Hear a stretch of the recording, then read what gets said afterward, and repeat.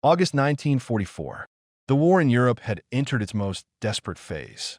From the beaches of Normandy to the bomb-scarred fields of the Ruhr, the Luftwaffe was dying, but not yet dead. Allied bombers crossed the skies by the hundreds each morning, their silver wings glinting in the pale light. And every night, the Royal Air Force returned the favor, setting German industrial centers ablaze. The air war had become a brutal rhythm of attack and retaliation. Then one evening, something changed. At a small radar station near the Belgian coast, a group of British operators stared at a flickering cathode screen. A single dot had appeared, moving faster than anything they had ever tracked before. It crossed the channel in seconds. The operators blinked. They thought the set was malfunctioning. It wasn't. Moments later, at an RAF forward airfield near Brussels, the duty officer heard the roar. It wasn't the steady hum of piston engines, the familiar thrum of Merlins and Griffins. This sound was alien, a rising metallic scream like tearing steel. Ground crews ran outside, shielding their eyes against the sunset glare. Something sliced across the horizon, a shape sleek and predatory, its nose painted with the black cross of the Luftwaffe. The aircraft was small, almost stub-winged, leaving twin trails of shimmering exhaust. No propelle, no visible motion at all, just raw speed. For a moment, time seemed to stop. The pilot in the tower, Flight Lieutenant David Harris, grabbed his binoculars. Through the lenses, he saw the impossible. A German fighter outrunning his own Spitfires like a hawk among pigeons. "Bloody hell," he whispered. "It's not spinning a prop." Within seconds, the aircraft was gone, vanishing in a cloud before the anti-aircraft guns could even align. In the operations hut, the phone rang incessantly. Nearby radar stations were reporting the same thing.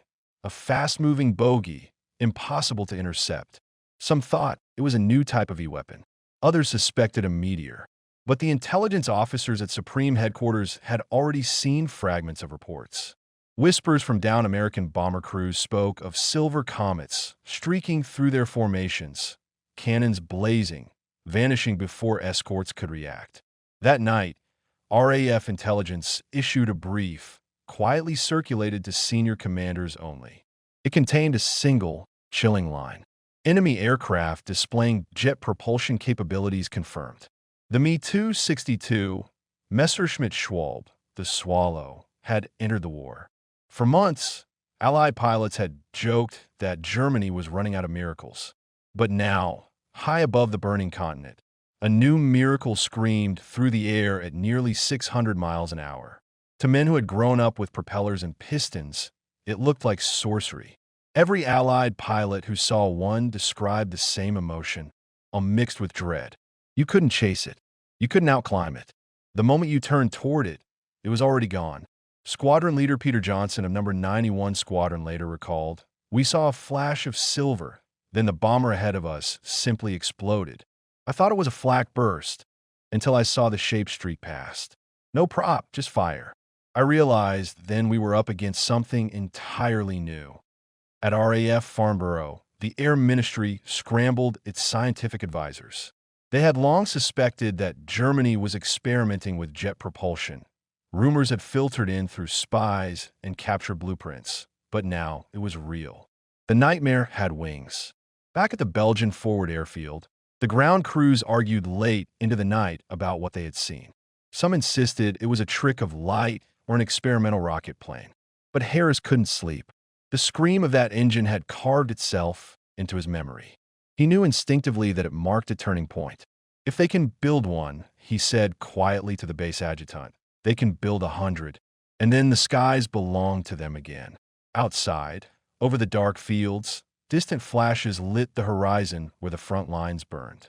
The war felt endless. And yet, somewhere behind those flames, the Luftwaffe's engineers were already crafting the future. In Germany, that future had a name, Project Messerschmitt 262.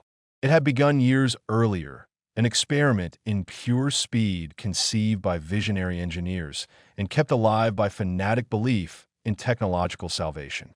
Jet propulsion, they promised, would turn the tide. If propeller planes could no longer stop the Allied bombing campaign, then perhaps a new kind of aircraft, a fighter faster than bullets, could. But Hitler, ever the meddler, had delayed its deployment, demanding it be converted into a fighter bomber. That bureaucratic arrogance gave the Allies time they didn't yet know they possessed. For now, to the man on the ground, the Me-262 was a rumor with teeth. Over the next weeks, sightings multiplied. American bomber groups reported being slashed apart by tiny formations of jets. Each encounter ended the same way. One or two bombers destroyed, the attackers vanishing before Mustangs could react. The psychological impact was devastating. Crews began scanning the skies for the shimmering exhaust trails. When none appeared, they still imagined them. The RAF called it jet fright. At Supreme Allied Command, the debate was fierce. Some officers argued it was propaganda. Others demanded immediate countermeasures. General Jimmy Doolittle wrote in a memo, "If these reports are accurate, we may soon face an enemy fighter that cannot be caught. We must capture one, intact." In the flickering glow of map-room lamps, a new kind of fear took root, not of defeat, but of ignorance. How fast could it go? How high? What powered it? Each unanswered question felt like a ticking bomb. And yet, as history would have it, the answer would not come from a daring commando raid or a covert mission. It would come from something far more ordinary: chance. The first encounter had left the RAF stunned. The second would leave them hopeful. Because somewhere in the chaos of the European front, in the gray dawn over occupied Holland, a single Me-262 pilot would make a fatal decision. Fuel running low. Navigation damigit. A safe field in sight. He would bring his miraculous machine down on what he thought was friendly ground. He would be wrong. For now, though, in that summer of 1944, the sky belonged to the Swallow. Pilots told stories of the sound, how it began as a whisper and ended as a scream. Villagers looked up, unable to tell friend from foe. And in the intelligence bunkers of London, analysts stared at sketches and fragments of data, praying for one intact machine. Because they knew, whoever understood the jet first would own the post-war sky. In a quiet after midnight, Flight Lieutenant Harris stepped outside again. The air smelled of oil and rain. Far off, thunder rolled across the channel. Or perhaps it was bombing over Calais. He looked up into the empty darkness and thought of the silver shape vanishing into cloud. For the first time in years, he felt old. Wars were supposed to be fought by men, not machines that outran sound. He whispered to no one in particular, "God help us if they build 1,000 of those." The wind carried the words away, across the fields and over the channel, toward the very factories where German engineers worked through the night, unaware that one of their precious jets would soon fall into enemy hands. And with it, the secret of the future. When Allied pilots first reported seeing a German aircraft that left contrails like a comet, few believed them. Radar operators thought it was a calibration error, a phantom echo. Intelligence officers dismissed it as misidentification, perhaps a new Focke-Wulf variant, maybe a dive bomber in a steep climb. But the truth, emerging from a series of intercepted Luftwaffe communications in the spring of 1944, was far more disturbing. The Germans had succeeded in building the world's first operational jet fighter, the Messerschmitt Me 262. For years, both sides had toyed with the idea of jet propulsion, but it was Germany that turned theory into flight. As early as 1939, a small team under Willy Messerschmitt and engineer Hans von Ohain had been testing primitive turbojet designs. Their earliest prototype, the Heinkel He-178, was more a proof of concept than a weapon. It flew only briefly, belching flame and smoke. But it proved one thing unmistakably: air could be compressed, ignited, and expelled at such velocity that propellers became obsolete overnight. Still, the technology was fragile. Early engines had a lifespan of mere hours before the turbine blades failed from heat and stress. Germany's war planners, already overstretched on the Eastern Front, hesitated.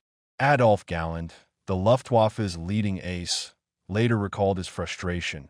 "We had the aircraft of the future, but we treated it like a toy."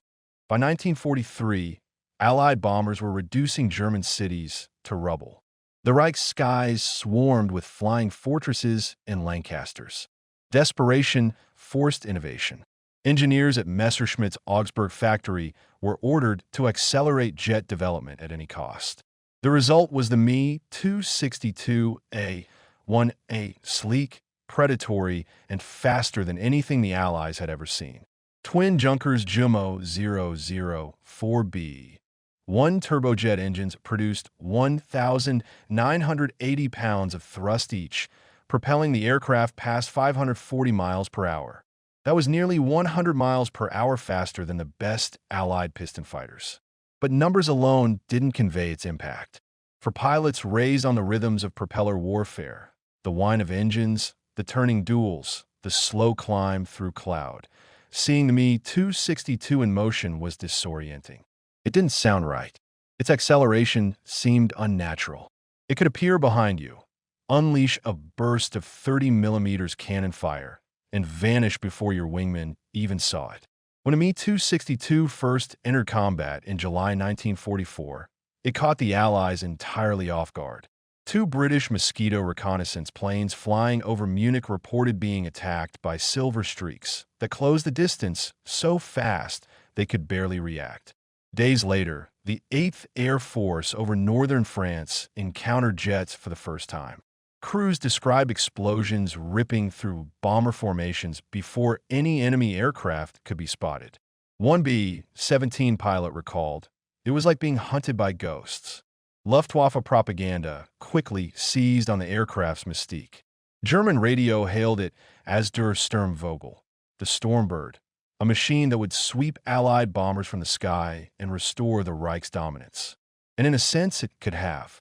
On paper, the Me 262 was unstoppable. Speed, firepower, climb rate, all unmatched.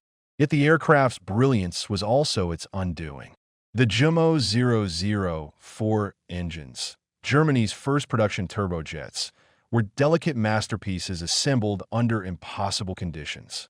The turbine blades, ideally made from heat-resistant alloys, had to be built from substandard metals due to material shortages.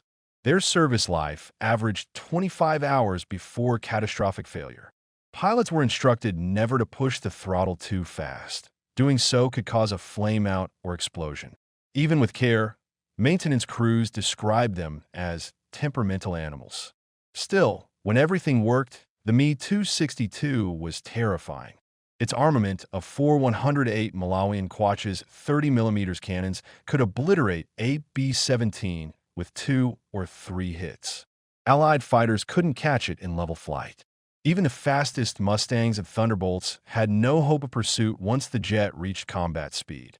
The only viable tactic was to intercept the Me 262 during takeoff or landing, when it was slow and vulnerable.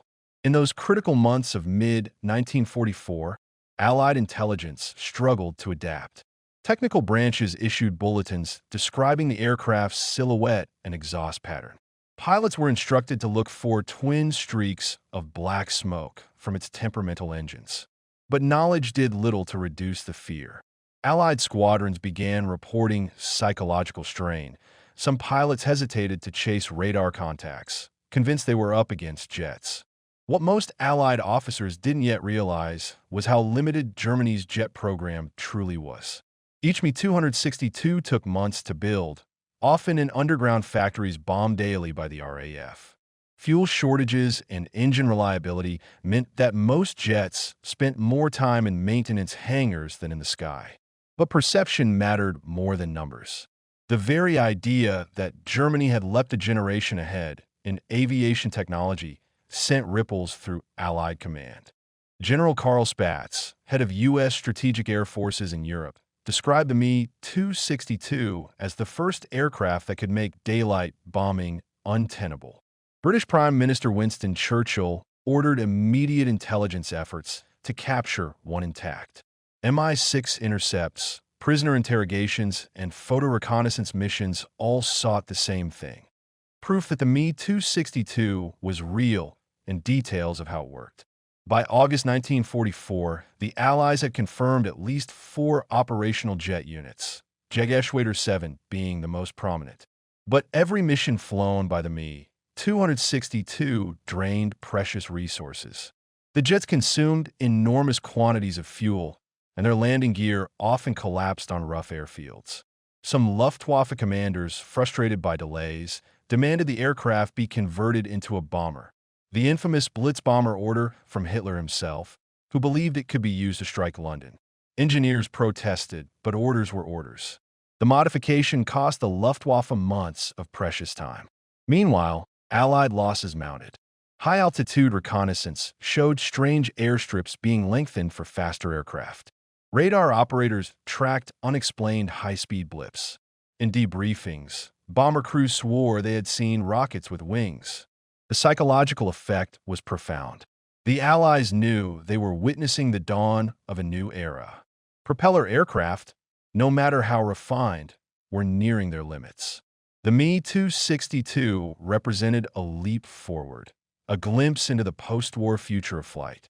And yet, inside Germany, chaos reigned. Factories moved underground to avoid bombing. Engineers were executed for delays. Jet pilots were sent into combat with barely 10 hours of flight time. The Reich was producing miracles amid ruin.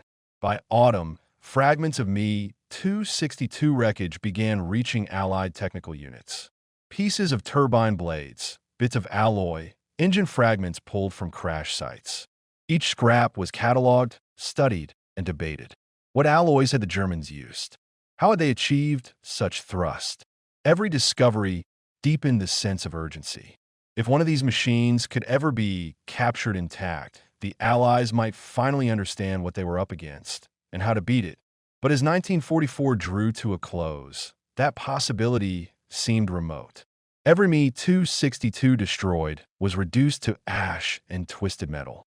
The jets vanished as quickly as they appeared, like ghosts of the future haunting the dying Reich. None of the men tracking those fleeting radar signals knew it yet, but within weeks, a single navigational error would hand Britain the greatest technological prize of the war.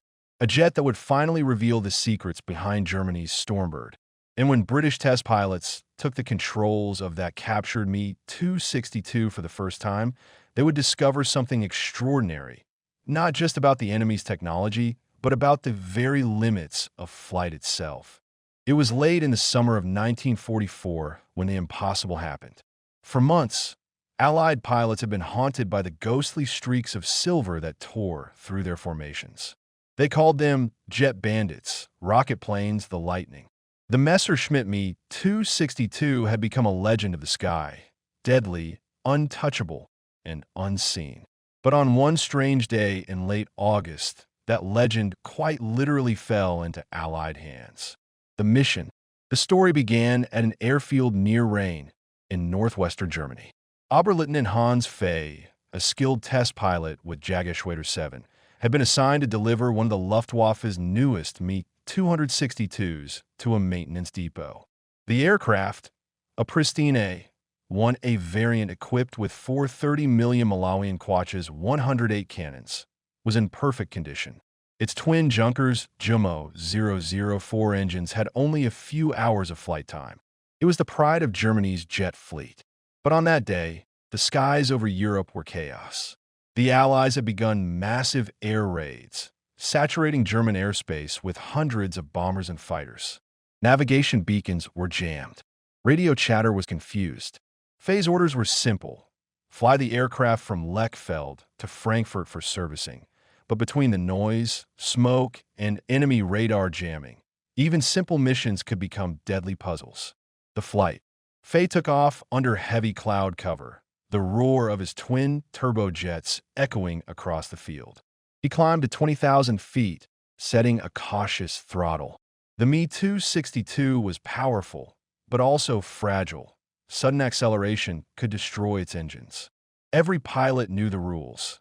No abrupt throttle changes, no high-speed dives, and absolutely no hard maneuvers. But Fay had more immediate problems. Allied P-51 Mustangs were reported in the area. To reduce the risk of interception, he flew west, intending to circle around the front lines and approach Frankfurt from a safer angle. But weather and poor visibility quickly turned his route into a maze of clouds and smoke. His radio compass began to fail. What he didn't know, what no one could have known, was that a British radar station on the French coast had already detected a high-speed contact heading toward the Allied sector. Disorientation. Hours later, the Me-262 broke through the clouds, but the landscape below didn't match any map in Faye's cockpit. The Rhine was nowhere to be seen. Instead, he saw patchwork fields, narrow hedgerows, and roads filled with columns of trucks.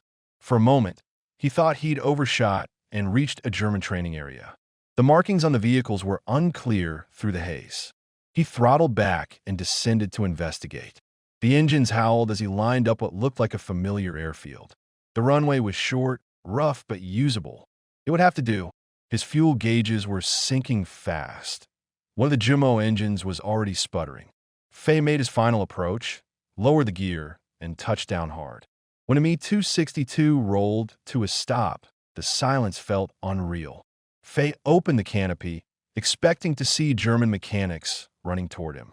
Instead, he saw men in unfamiliar uniforms, khaki, not gray, sprinting across the field. The realization struck him like a gunshot. He hadn't landed in Germany. He was in France. The shock. The airfield was actually a recently captured Allied strip near Brussels, used by the Royal Air Force and American 9th Air Force. The soldiers who surrounded the strange aircraft could hardly believe what they were seeing. Some thought it was a new kind of rocket plane, others a secret Allied prototype. But when they saw the black crosses on the wings and the swastika on the tail, their disbelief turned to astonishment. Eyewitness accounts describe the scene as a moment of frozen awe. The world's most advanced fighter, the very machine that had terrorized the skies, had just landed intact in Allied territory. Guards moved in cautiously, rifles raised, unsure whether the pilot would resist. Faye, realizing escape was impossible, climbed down and surrendered quietly. He later said he was grateful to be alive, and even more grateful that no one had fired at me on approach.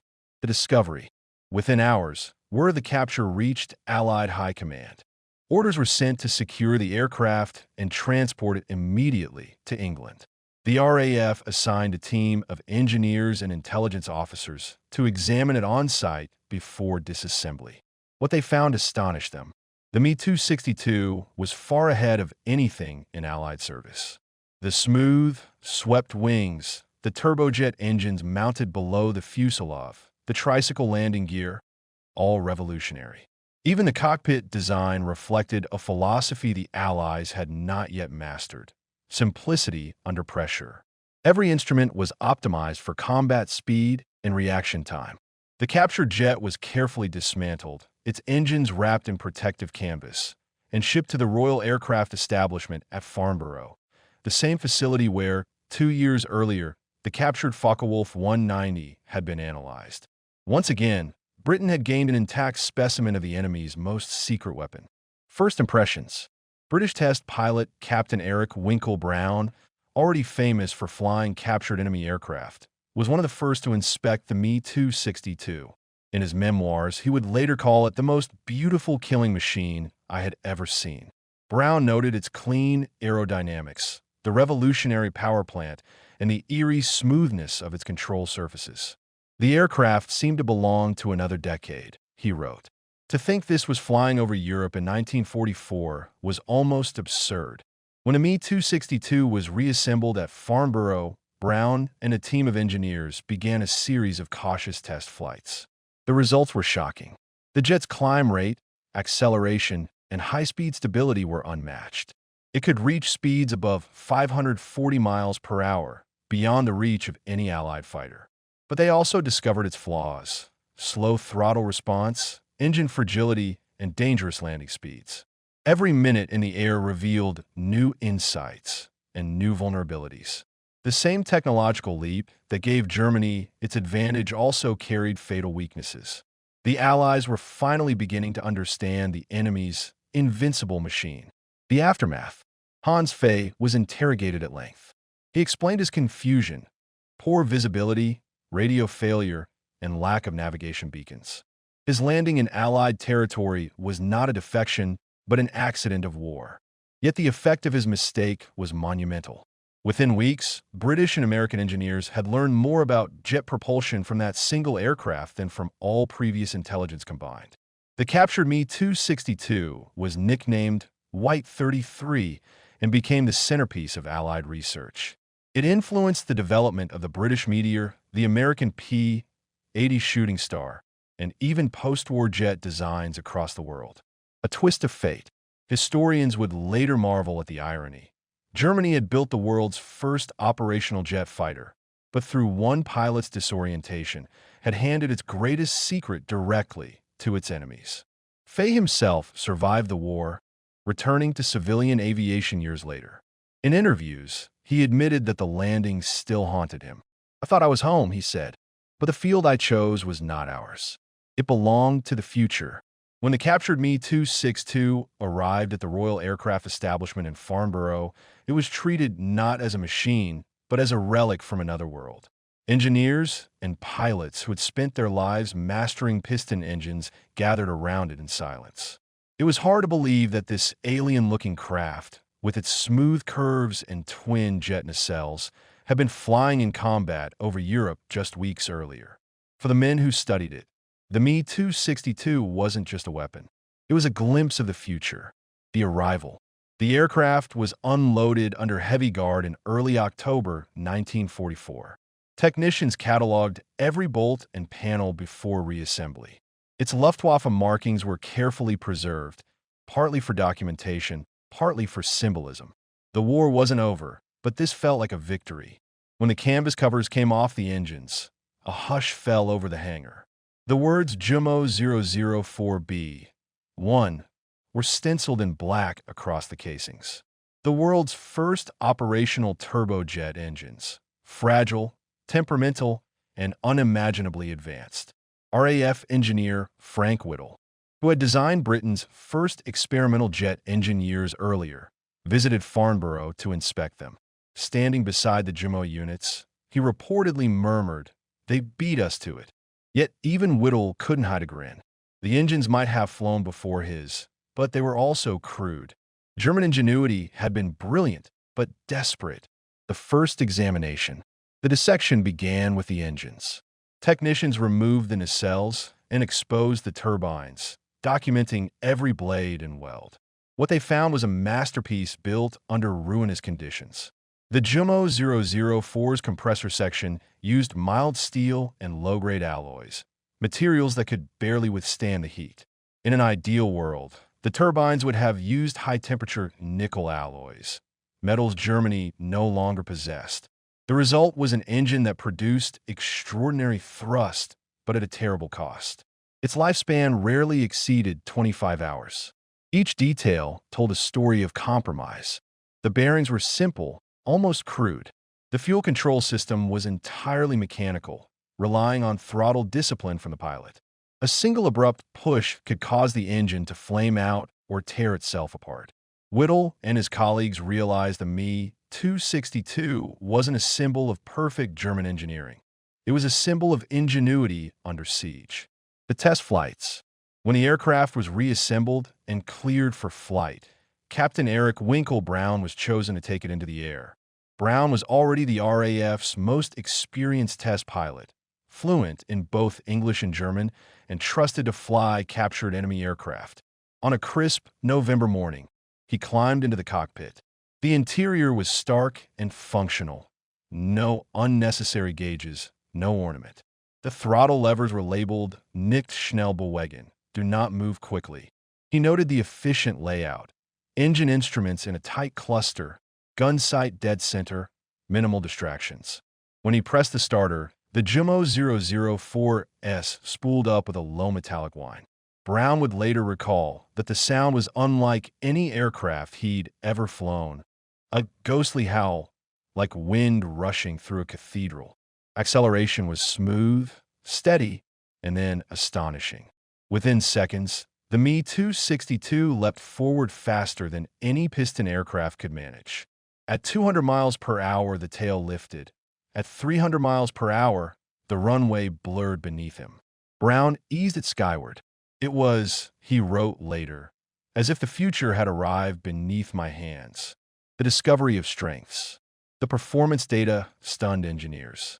The Me-262 could reach 540 miles per hour in level flight, climb at 4,000 feet per minute, and maintain stability far beyond what the Spitfire Mk9 or Mustang P-51 could achieve.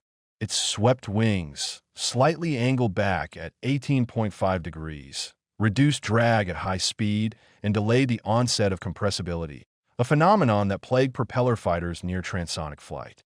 The Me-262 was also beautifully balanced. Its control surfaces were light, precise, and responsive.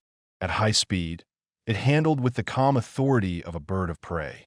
Brown described it as effortless, comparing it to a glider powered by thunder. Then there was the firepower. The aircraft carried four 30 million Malawian kwaches, 108 cannons, each capable of firing 650-gram explosive shells. In test firings, the recoil nearly staggered the airframe. In combat, those shells could disintegrate a B-17 Flying Fortress with 3 hits. Every Allied pilot who read the test reports felt the same chill. Against such an aircraft, even the best piston fighters would stand little chance in a fair fight. The discovery of weaknesses. But perfection is an illusion, and every machine carries its flaws. The Me-262's greatest weakness was its heart, the GMO 004 engines. Brown reported that throttle lag was severe. From idle to full power could take up to 8 seconds. In combat, that delay was fatal.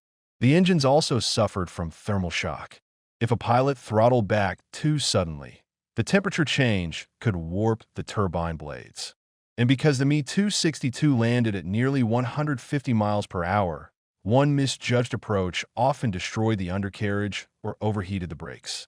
At high speeds, the aircraft's controls grew heavy, and its turn radius widened dramatically. Brown's report noted, the Me-262 cannot outturn a Spitfire. It can only outrun it. The British soon realized the tactical implications. If Allied pilots forced the jet into low speed, turning combat, or attacked it during takeoff and landing, the odds shifted. Intelligence officers compiled bulletins summarizing these findings for every RAF and USAF squadron in Europe. The myth of the invincible German jet began to fade. Engineering insights.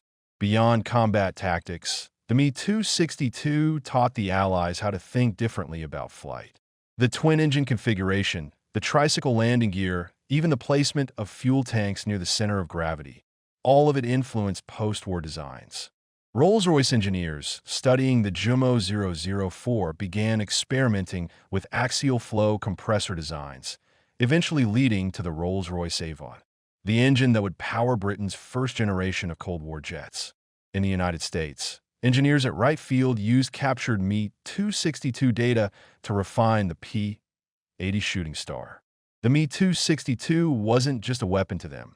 It was a textbook written in steel and fire. The pilots' reactions. As word spread, Allied pilots flocked to Farnborough to see the Stormbird. Many couldn't believe that such a machine had been real.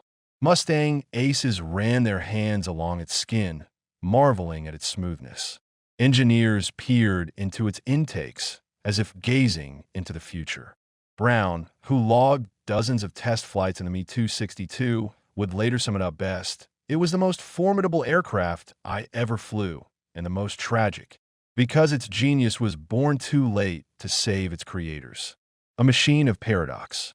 In the end, the secrets of the Me-262 revealed not just the limits of German technology, but the contradictions of war itself. It was an engineering triumph built in a collapsing nation, a weapon of the future trapped in the past. When the final report was sent to RAF High Command, it concluded with a sentence that echoed through post-war aviation.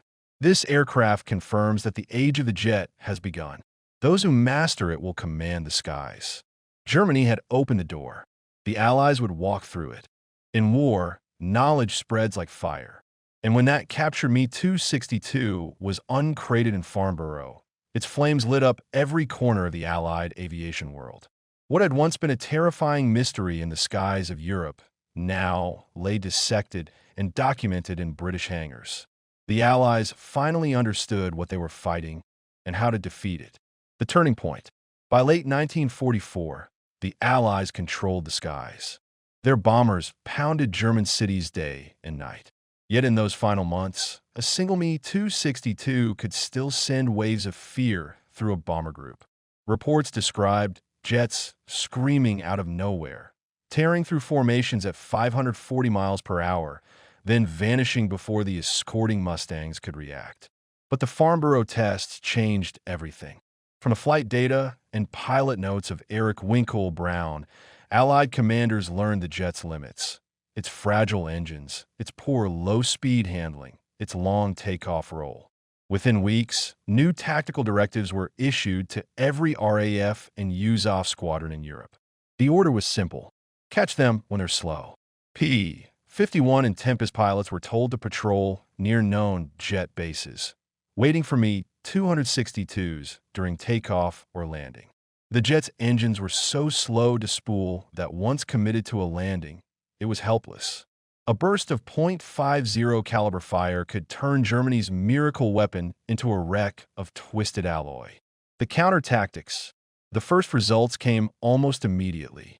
On March 18, 1945, Captain Chuck Yeager, then a young P-51 pilot with the 357th Fighter Group, spotted a Me 262 lining up to land near Bremen. He dove out of the sun, fired, and watched the jet disintegrate on the runway. Yeager later said, "It was like hunting a cheetah while it was drinking water, fast as hell but trapped." Allied intelligence credited the Farnborough findings for the new confidence among pilots. They no longer feared the Me 262. They understood it. Even bomber crews adapted. Gunners learned to track the incoming jets by sound and speed, firing ahead of their approach rather than behind. Entire mission briefings now included segments titled Jet Encounters, Tactical Response. The terror of the unknown had vanished. The strategic impact, the ripple effect, went far beyond the skies. Allied planners realized that Germany's commitment to jet production was consuming massive industrial resources: nickel, chromium, high-grade steel, all materials it could ill afford to spare. Intelligence analysts urged continued bombing of jet assembly plants at Regensburg, Schweinfurt, and Augsburg. By late 1944, the Me 262's production lines were scattered, underground, and crippled by shortages. Engineers in caves built engines by hand, each unit slightly different, some missing parts. Hitler's insistence that the Me 262 be modified into a bomber, the Blitz bomber, delayed its mass deployment by months. When the Allies finally pushed into Bavaria in the spring of 1945, they found rows of incomplete jets, ghost squadrons that would never fly. The irony was bitter. The knowledge gained from the captured Me 262 had made its own successors obsolete before they were even finished. The legacy at Farnborough. Meanwhile, the testing continued. Engineers kept pushing the captured Me 262 to its limits, recording every vibration and temperature spike. The data was shared with American engineers at Wright Field and with Rolls-Royce in Derby. The lessons became blueprints. The British Gloucester Meteor, already in limited service, received aerodynamic refinements inspired by the Me 262's wing and intake geometry. In the United States, Lockheed engineers led by Clarence Kelly Johnson compared the Me 262's structure to their prototype XP-80. Within months, the Shooting Star was improved and ready for production, the first American jet fighter to enter service before the war's end. The race for jet supremacy had begun, and this time, the Allies were ahead. From war to future. When the war ended, the Me 262's shadow stretched across the world. Soviet engineers, too, obtained captured examples and data from Germany. Their early jet fighters, the MiG-9 and later the MiG-15, would trace their lineage directly to the Stormbird. In the West, Rolls-Royce developed the Nene and Derwent turbojets, both evolutionary steps from lessons learned at Farnborough. The United States took the next leap with axial flow engines like the General Electric J-47, the heart of America's Cold War air power. In just 3 years, aviation had transformed from piston thunder to the whine of jet turbines. And it all began with a single mistake: a German pilot lost in the clouds. Personal accounts. Captain Brown would later reflect that flying the Me 262 was like meeting the future halfway. But he also understood its tragedy. In interviews decades later, he described visiting Lechfeld after the war, the cradle of Germany's jet program. The hangars were silent, the runways cracked. Scattered around them were burned-out Me 262s, the same machines that had once terrified the skies. "I felt pity," he said. "They had created something magnificent, but it came too late. The men who built it never had a chance to see what it could truly become." That sentiment was shared by many who studied the aircraft. The Me 262 had proven that human ingenuity could leap forward even in the darkest days, but also that technology alone could not save a doomed regime. The tactical shift. By the time Allied jets entered service, the war in Europe was ending. Yet the tactical lessons from a Me 262 shaped every future dogfight. Speed, altitude, and energy, not turning ability, became the new priorities. Air combat would never again be fought in slow circles. Pilots began to think in vertical terms: diving, climbing, conserving momentum. The age of energy warfare had begun. Every modern jet fighter, from the F-86 Aber to the F-35 Lightning, owes a part of its doctrine to the revelations first uncovered in that hangar at Farnborough. The symbol. In the years after the war, one Me 262 was restored to flying condition for exhibitions. When its engines started, that haunting howl echoed across the airfields once more.